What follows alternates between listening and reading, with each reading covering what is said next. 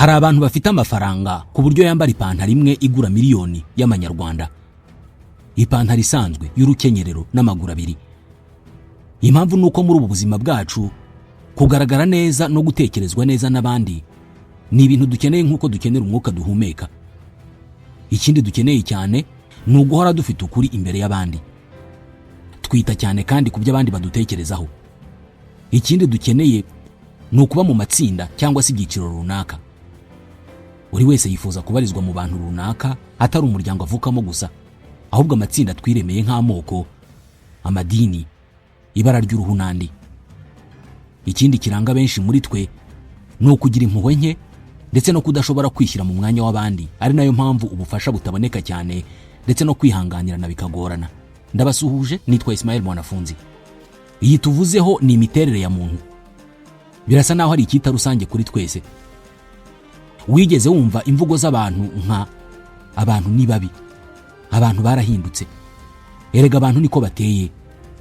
Izi zose ni imvugo zigaragaza ko muri twebwe hari bamwe badakwiye kwizerwa kubera imiterere yabo.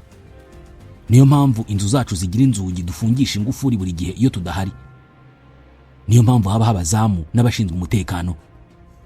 Niyo mpamvu abantu badakunda kuvuga amafaranga cyangwa se indi mitungo batunze. Kugira abantu muri sosiyete twita babi byatumye hari abahanga mu mibanire y'abantu babishakira igisobanuro. Ushobora kuba warabibonye cyangwa ubibona buri munsi, haba mu buzima busanzwe cyangwa ku mbuga nkoranyambaga. Umuntu ushyigikira ibibi byose ushobora kubona, umuntu w'icyamamare ukora ibibi ariko akabikundirwa na benshi. Kuri bamwe ibi bituma bibaza bati ni gute umuntu ashobora kwigirira icyizere kandi icyarimwe akaba ari mu mafuti kuri uru rwego. Nshuti bakunze mudukurikiye, tugiye kuvuga ku bujiji cyangwa se ubupfu cyangwa nanone ubupfapfa bw'abantu. Tugiye kuvuga ku gitabo cyitwa The Basic Laws of Human Stupidity, amategeko shingiro y'ubujiji bwa muntu. Iki gitabo cyanditswe n'umuhanga mu by'ubukungu umutaliyani Carlo Cipolla. Gisobanura mu buryo bworoshye uburyo abantu bashobora kugira imyitwarire y'ubupfu cyangwa se ubupfapfa cyangwa se nanone ubujiji, nuko iyo myitwarire igira ingaruka ku buzima bwacu twese.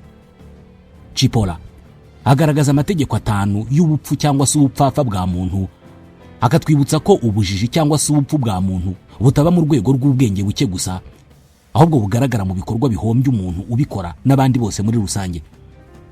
Hari ingingo nyinshi zishingirwaho n'abemeza ko twebwe abatuye kuri iyi si ya none dufite ubujiji bwinshi kurenza abatubanjirije, ndetse ko ubujiji bwacu bukomeza kwiyongera. Izi ngingo zibishimangira zirimo uburyo duha agaciro n'icyubahiro abantu bakora ibidafite icyo byungura umuryango mugari, ahubwo tugasubiza hasi abafatiye runini uyu muryango. Uyu munsi abakire ba mbere ku isi ntabwo ari abacuruzi b'imiti cyangwa se abacuruza inkingo cyangwa se abacuruza ubumenyi. Abakire ba mbere kuri iyi si ni abacuruzi b'ikoranabuhanga rifasha abantu gutumanaho, gusangira ibitekerezo no kwerekana amafoto yabo. Muri make, abakire ba mbere kuri iyi si bagurisha umuyaga. Nta ruganda bafite rukora ibintu runaka bikoreshwa mu buzima bwa buri munsi. Icyo bagurisha ni imbuga abantu bifashisha mu guhiganwa ubwiza, ubwenge, ubukire n'ubuhanga. Iyi ngingo ni imwe mu zashingiyeho na Carlo Cipolla yandika igitabo Basic Laws of Human Stupidity, amategeko shingiro y'ubujiji bwa muntu. Aya mategeko ni ayahe? Tugiye kuyavugaho. Turanavuga ku ngingo zimwe na zimwe byemezwa ko zigenda zigabanya ubwenge bw'abantu uyu munsi, cyangwa se zituma abantu bafite ubujiji bagenda biyongera. Tubahaye ikaze.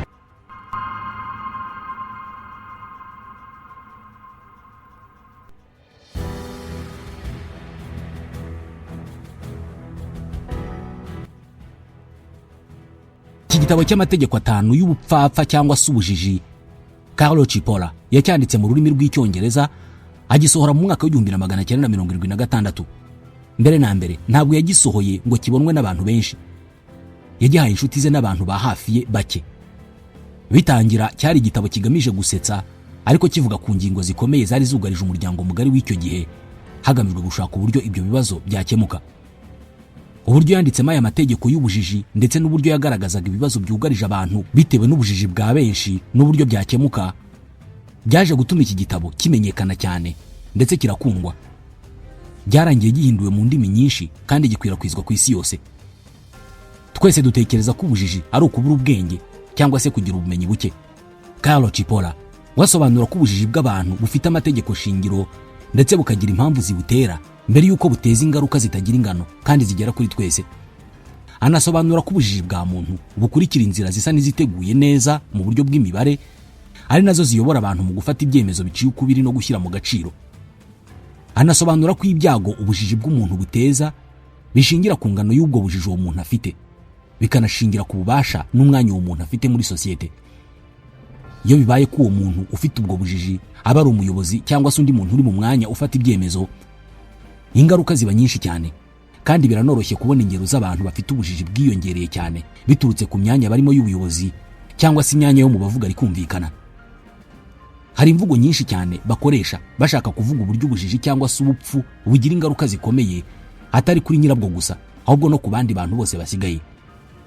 Ni imvugo zirimo iyitirirwa Ricky Gervais: iyo upfuye ntabwo umenya ko wapfuye, akababaro kagirwa n'abasigaye gusa. Ni nako bigenda iyo uri injiji. Indi mvugo ni ya Albert Einstein: ibintu bibiri bitagira iherezo kubera ubunini bwabyo ni isanzure n'ubujiji bwa muntu. Gusa iby'isanzure byo ntabwo mbizi 100%. Imibereho ya muntu uyu munsi iri mu bibazo bikomeye, kandi ibingibi nta gishya kibirimo. Imibereho ya muntu buri gihe yabaye mu bibazo bikomeye. Uburemere bw'ibibazo birimo ubukene n'umutekano umuntu yikoreye ni umusaruro w'ubujiji n'ubupfapfa umuntu yisanganye kuva ubuzima bukiremwa.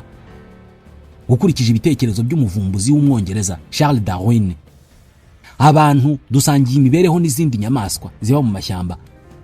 Izi nyamaswa nk'inzovu n'izindi ngenzi zayo nazo buri munsi zigomba guhangana n'ibibazo bitagira uko bingana kugira ngo zishobore kubaho.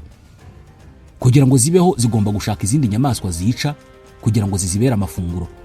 Gusa twebwe abantu kuri izo mvune n'izo ngorane zo gushaka ibidutunga haniyongeraho indi nzira y'umusaraba yo guhangana n'abandi bantu bagenzi bacu bafite imiterere ibasunikira mu gukorera ibibi bagenzi babo. Abantu b'injiji niko Carlo Cipolla abita. Iri tsinda ry'abantu bafite imiterere ibasunikira guhora bakorera abandi bibi, no kuvuga abo bantu b'injiji, ni itsinda rifite ububasha bukomeye cyane, rikagira ingufu n'ubukana buruta bw'amatsinda y'abagizi ba nabi dusanzwe tuzi. Birasa naho ari abantu bakora ibintu biteguye, bigambiriwe kandi bahuriyeho nkaho babanza gukora inama, nyamara ni abantu batagira umuyobozi, batagira amategeko azwi yanditse, ariko nyamara bagakora ibintu bimwe, bakagira imyitwarire imwe nkaho hari ikiganza kitagaragara kibayobora.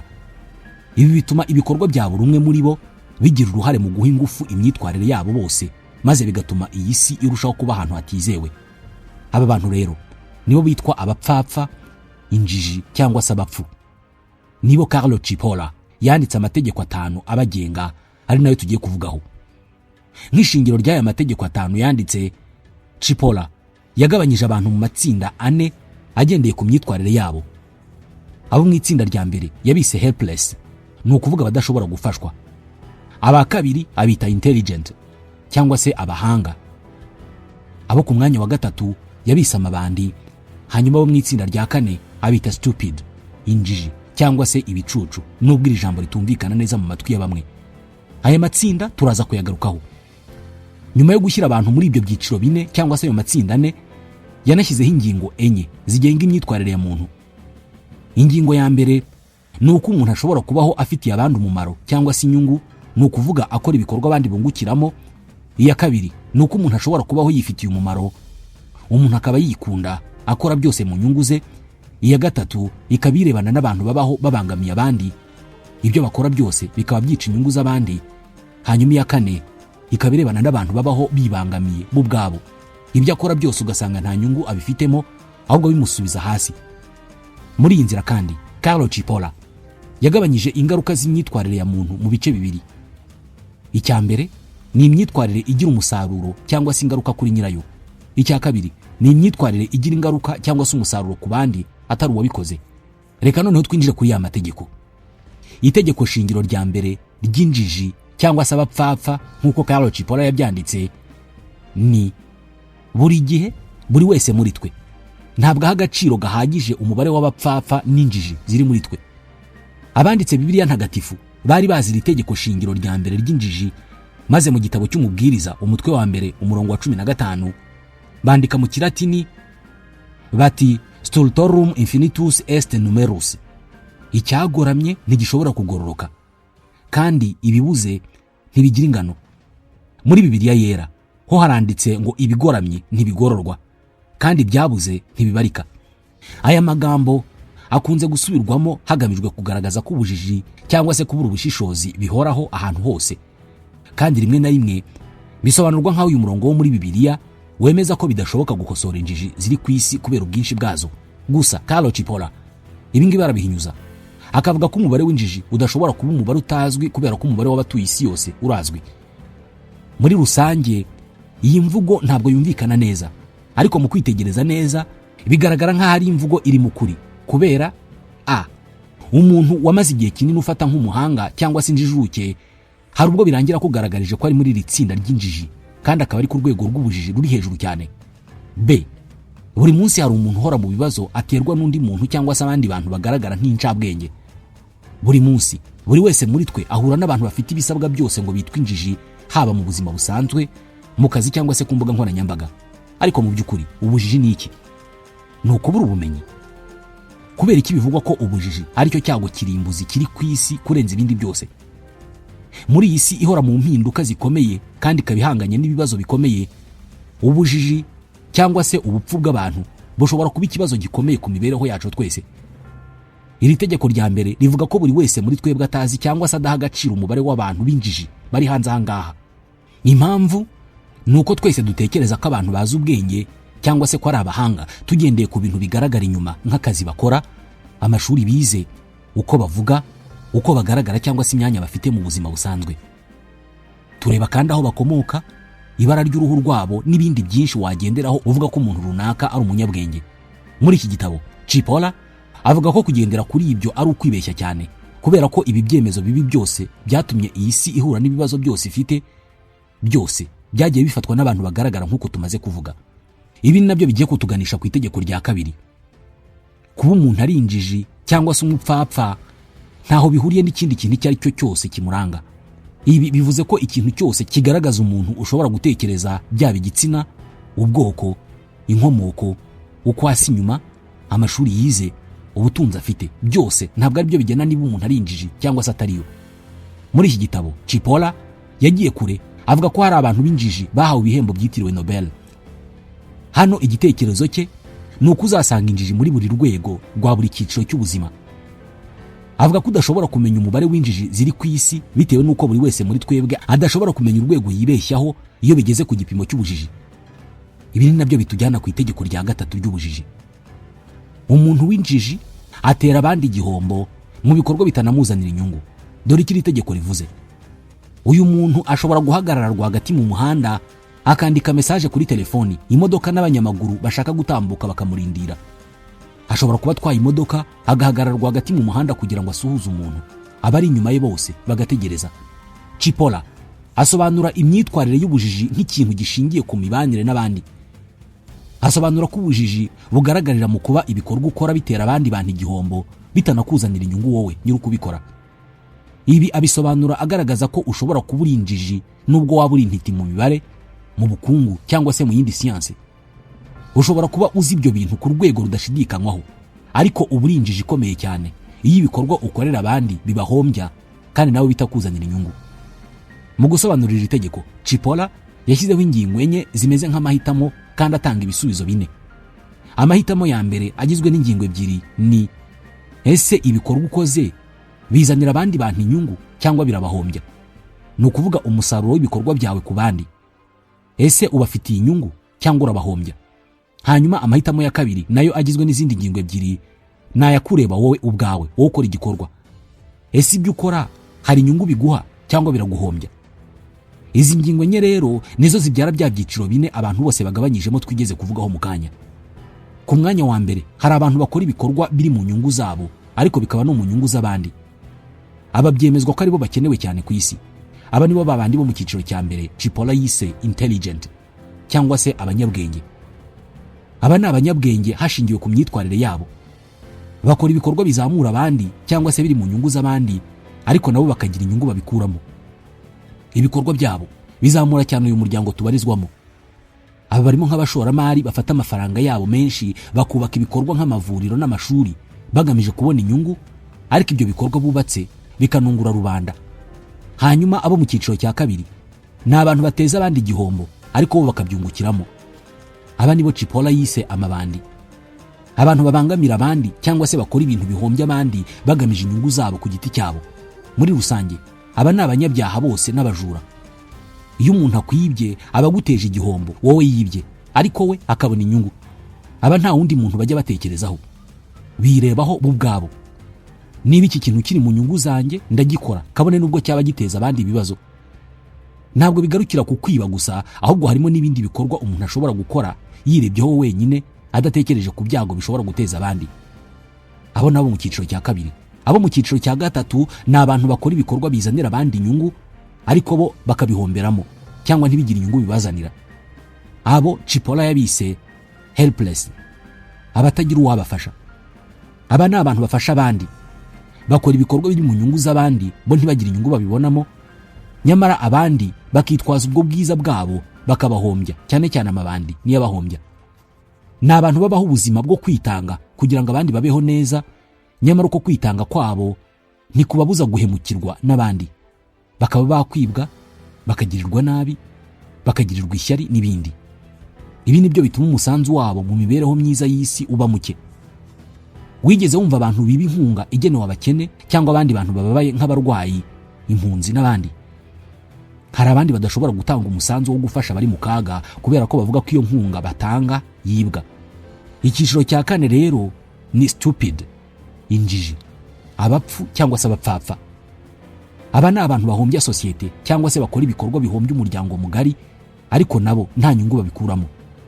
Ibikorwa byabo bibangamira, bihombya, kandi ntibyumvikana ku bandi bantu bose basigaye. Ibi bituganisha ku itegeko rya kane ry'ubujiji cyangwa se ubupfapfa.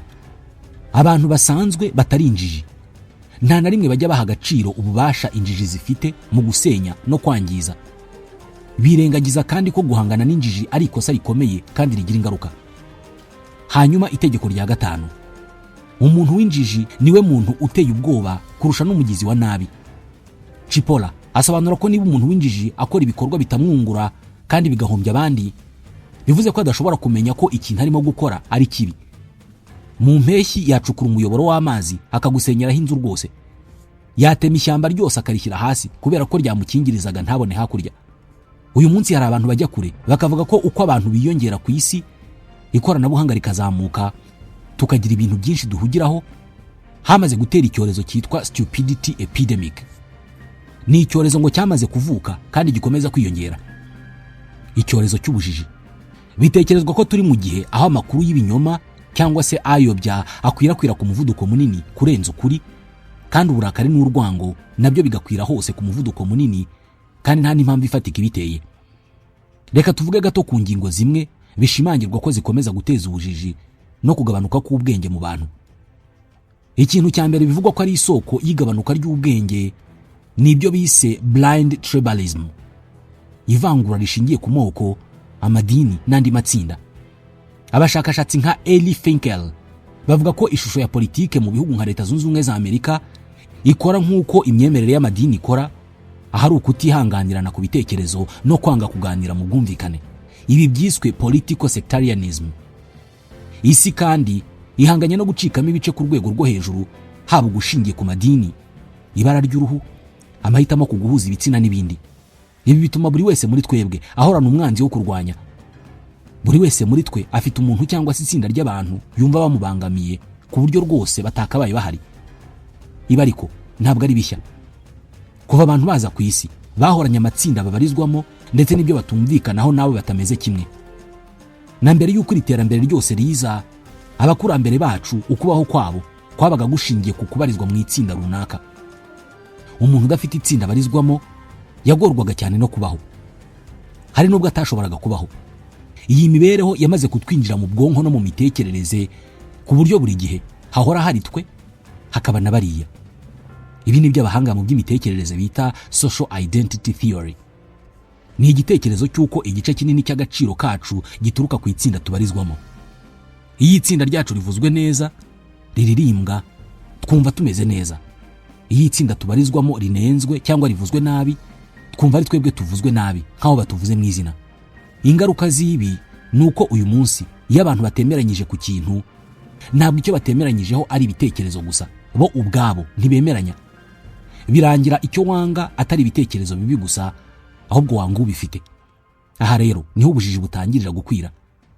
Uko urushaho gutekereza ko uri mu itsinda runaka ugomba gushyigikira naryo rikagushyigikira muri byose, niko bikorohereza akazi gakomeye ko gutekereza no gushyira mu gaciro. Iyi niyo mpamvu abantu bizirika ku bitekerezo bibi, nubwo ibyo bitekerezo bibi byaba atari ukuri babizi neza. Ni ukubera ko ukuri kuba kugoye kukumva no kukwemera. Gutekereza cyane bikaba akazi kavunanye. Ku rundi ruhande, muri iki gihe uburakari n'umujinya biba byoroshye. Iyo abantu bawe nabo babyumva uko nguko, uburakari ntabwo bworoha gusa, ahubwo buba ari ukuri. Ibi wanabisanga mu gitabo cya George Orwell, igitabo yise 1984. Muri iki gitabo agaragaza uburyo buri munsi abaturage bakoraga umuhango witwa urwango rw'iminota 2, the 2 minutes hate. Bose bagahurira hamwe bakavugira icyarimwe batuka abanzi babo, nta kubitekerezaho, nta kwitangira, nta n'ikindi kigendeweho. Muri make, uku kuba hamwe, kubarizwa mu itsinda runaka no guhuza imyumvire n'imyemerere ku bintu runaka biri mu bigabanya ubwenge bw'abantu cyangwa se bikongera ubujiji. Ikindi kintu bivugwa ko kirimo kugabanya ubwenge bwacu ni ibyitwa digital echo chambers and engineered destruction. Iterambere ry'ikoranabuhanga mu itumanaho ndetse n'ibirangaza bigambiriwe.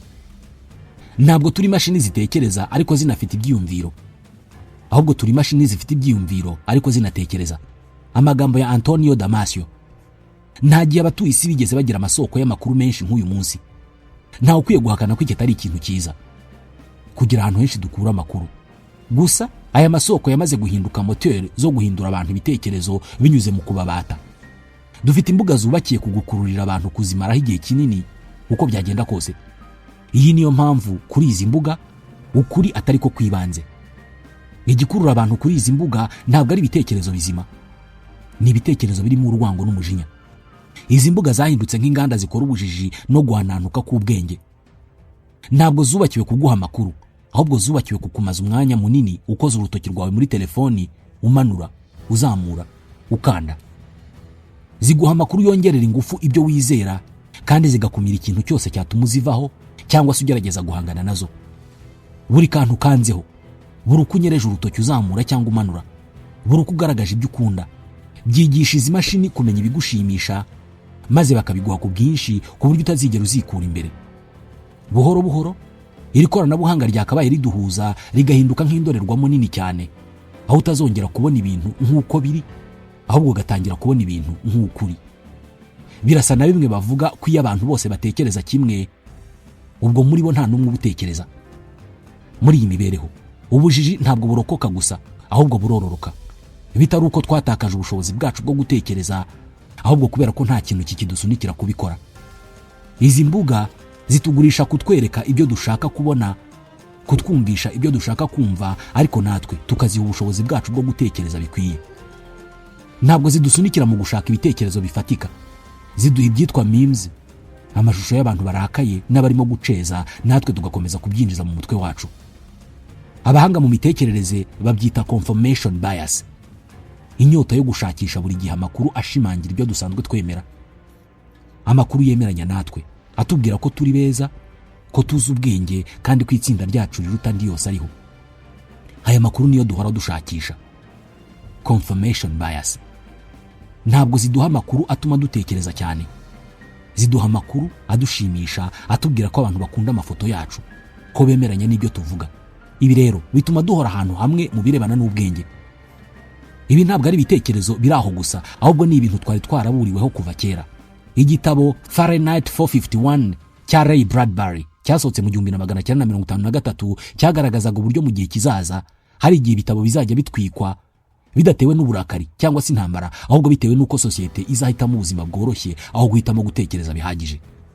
Uyu munsi benshi duhitamo screen cyangwa se tutwa mudasobwa duto buri wese agendana mu mufuko, duhora twerekana amashusho yo kwishimisha aho guhitamo icyo ari cyo cyose gisaba kumara iminota 10 utekereza. Nk'uko Ray Bradbury yabivuze muri Fahrenheit 451, ntabwo ukeneye gutwika ibitabo mu gusenya ubumenyi bwabo. Wowe icyo usabwa gukora ni ukubafasha guhagarika kubisoma. Uyu munsi nibyo dukora. Ntabwo dutwika ibitabo. Icyo dukora ni ukubyirengagiza. Twibuka memes cyangwa se utuvideo tw'urwenya mu buryo bworoshye kurusha uko twasoma inkuru imwe mu kinyamakuru. Kuri bamwe, ubwenge bukorano ntabwo bukeneye kwivuna busenya ubwenge bwacu. Icyo busabwa gusa ni ukuturangaza, ubundi tukibagirwa gukoresha ubwacu. Ongera utekereze inshuro buri munsi, utekereze ukoresheje imashini aho gukoresha umutwe wawe. No kujya ahantu runaka hano muri Kigali dukoresha GPS. Rimwe na rimwe bikaba ari no mu muhanda tutanyuzemo bwa mbere. Ariko ntabwo dukeneye kwivuna dutekereza aho kunyura. Iyo ugiye ahantu bwa mbere ntabwo ukigenda ufata ibimenyetso mu mutwe biri ku nzira ngo uzahamenye ubutaha. Waba wivunira iki ko ubutaha telefoni yawe izagenda ikubwira aho kunyura? Benshi muri twe twarabikoze. Ugakurikira telefoni kuyobora, ukagenda utareba aho ugana, ukarinda uhagera utazi uburyo wahageze, ku buryo utamenya inzu wanyuzeho ku muhanda, abantu mwahuye n'ibindi bintu byose byari biri ku nzira. Nsaba gusubirayo wanyambuye telefoni urebe uburyo mburirwa irengero. Birasa naho tutakigendera kuri iyi si, ahubwo tuyigendeshwaho. Mu isi ya none gutandukana n'ubujiji bigoye cyane kubera ko benshi twahisemo kubuhobera no kuburyamamo.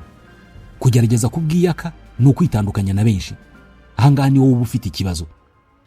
Ikibazo gikomeye cyane muri iyi si ni ukwinjiji zihagaze cyane ku byo zikora ndetse nta gushidikanya na guke zifite, mu gihe abanyabwenge buzuye gushidikanya. Amagambo ya Bertrand Russell. Muri iyi si y'ikoranabuhanga aho buri wese afite internet, buri jwi rifite aho rinyura rikagera kuri buri wese mu kanya gato cyane. Buri gitekerezo gishobora kwamamara byoroshye. Abantu bahoze bamamara kubera ko bazi kuririmba, gukina sinema, kwandika ibitabo cyangwa gukina umupira. Uyu munsi kwamamara bisaba kuba uriho kandi ufite internet. Hari ikintu kidasiba kugaruka. Ijwi rirangurura cyane rikunze kuba ari ryo rifite amakuru make, kandi mu buryo bubangamye rikunze kuba ari ryo ryifitiye icyizere cyinshi. Ibi bigaragazwa n'ubushakashatsi bwemewe bwamamaye cyane bwazanye icyo bise Dunning-Kruger effect. Ubushakashatsi bwakozwe na David Dunning na Justin Kruger. Dunning-Kruger effect igaragaza uburyo abantu bafite ubumenyi buke ku kintu runaka bakunze gukabiriza ubushobozi bwabo kuri icyo kintu, bakaba ari bo bavuga cyane kuri icyo kintu. Kubera iki? Kubera ko uko kubura ubumenyi buhagije kuri icyo kintu birabababaza cyane, cyangwa se bikababangamira, bikabasunikira ku kutemera ubwo bujiji bwabo, bityo bakabuhisha bakoresheje kuvuga cyane kuri icyo kintu. Ntabwo bazi ibintu byinshi ku rwego bamenya n'ibyo batazi. Ibi rero bifite ingaruka nyinshi ku nyoko muntu muri rusange. Mbere yo kuza kwa internet, iyo umuntu yabaga ari injiji, ingaruka z'ubujiji bwe zagarukiraga mu bantu bake bahura nawe kenshi.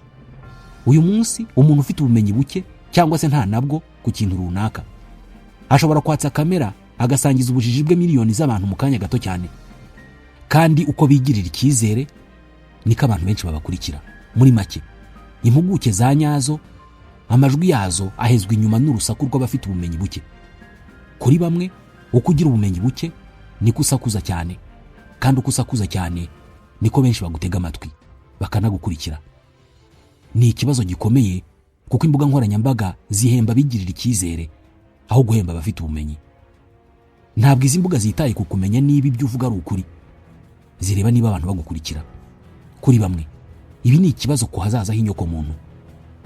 Ubwo Carlo Cipolla yandikaga Basic Laws of Human Stupidity, yashingiraga ku byari bigezweho icyo gihe mu 1977. Agomba kuba atarazi ko hari igihe isi izahemba bari mu byiciro byabo yisinjije. Nshuti bakunzi mwadukurikiye, ikiganiro cya none naha tugisoreje.